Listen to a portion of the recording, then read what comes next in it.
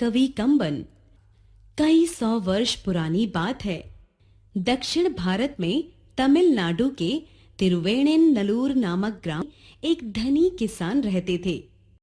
Subscribe करिए Gyandeep YouTube channel को और इस बेल आइकन पर क्लिक करके ऑल वाला ऑप्शन सेलेक्ट कर लीजिए ताकि आपको सभी प्रकार के एजुकेशनल वीडियो का नोटिफिकेशन मिल सके सबसे पहले। उनका नाम था षडेप्पर। वे स्वभाव से दयालु और दानी प्रवृत्ति के थे।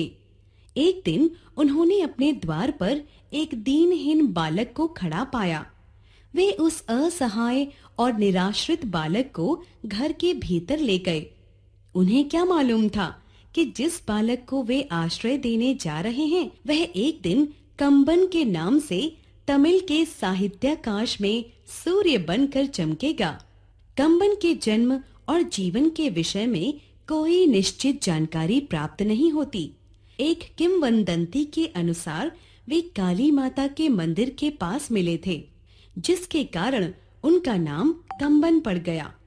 एक मान्यता यह भी है उनका जन्म कांची नगरी में स्थित एकम्ब शिव की मूर्ति की उपासना करने वाले परिवार में हुआ था। इससे उनका नाम कंबन रखा गया। कुछ विद्वान उन्हें 9वीं सदी का कवि मानते हैं तो कुछ 12वीं सदी का। इस मतभेद के बावजूद इस संबंध में सभी एकमत हैं कि कंबन को बचपन से ही षडेप्पर का आश्रय और संरक्षण मिला था। कंबन का विद्या प्रेम देखकर उन्होंने अपने पुत्रों के साथ ही उसकी शिक्षा की व्यवस्था की। कंबन छोटी उम्र से ही कविता करने लगे थे। चोलराज कुलोत्तुंगन द्वितीय कंबन की कविता से इतने प्रभावित हुए कि उन्होंने उन्हें अपना दरबारी कवि बना लिया। उन्हें वाल्मीकि रामायण का तमिल भाषा में अनुवाद करने के लिए कहा गया। भारत में राम कथा की एक लंबी परंपरा है।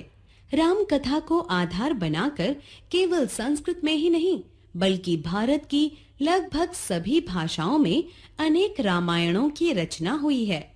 वाल्मीकि रामायण संस्कार साहित्य का प्रथम महाकाव्य है।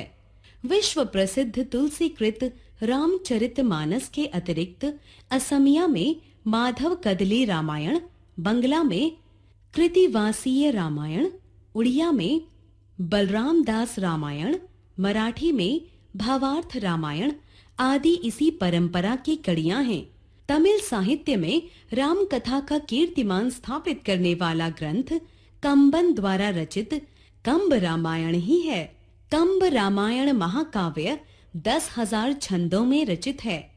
कंब रामायण में अनेक घटनाओं एवं दृश्यों की जो नए ढंग से प्रस्तुत हुई है वह प्रशंसनीय है। अनेक स्थलों पर मौलिकता की झलक मिलती है। कुछ उदाहरण उल्लेखनीय है। अंगद शरणागति में बाली अपनी मृत्यु से पूर्व अपने पुत्र अंगद को राम को सौंपते हुए अपनी तलवार अंगद को देता है। तब से अंगद उस तलवार को हाथ में लेकर राम की रक्षा के निमित्त उनके पीछे खड़ा रहना अपना धर्म मानता है। राज्याभिषेक के उत्सव के वर्णन में भी कंबन अंगद को हाथ में तलवार थामे दिखाते हैं। सीता हरण के वर्णन में भी कंबन अपनी अनोखी सूझबूझ का प्रदर्शन करते हैं। वाल्मीकि के अनुसार रावण सीता को अपने हाथों में उठाकर ले गया था, जबकि कंबन अपनी रचना में सीता का ऐसा रूप दिखाना चाहते थे जिसे रावण ने तनिक भी स्पर्श न किया हो। इस दृष्टि से उन्होंने सीता को कुटिया सहित उठाकर ले जाने का दृश्य प्रस्तुत किया है।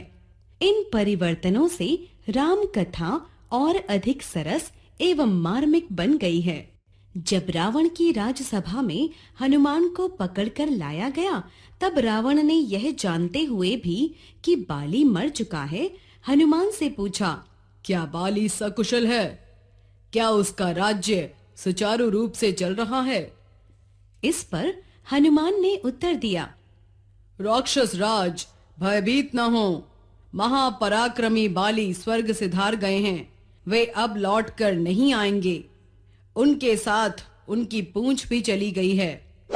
हनुमान के इस कथन में कि उनकी पूंछ भी चली गई है, उस घटना की ओर अत्यंत सूक्ष्म व्यंग और सटीक संकेत है जब बाली ने रावण को युद्ध में पराजित कर उसे अपनी पूंछ से बांधकर काफी दूर तक घसीटा था।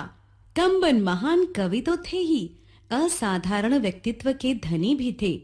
उनमें स्वाभिमान कूट कूट कर भरा हुआ था। राज दरबारी कवि होने पर भी उन्हें राजा की कृपा अकृपा की कोई परवाह न थी।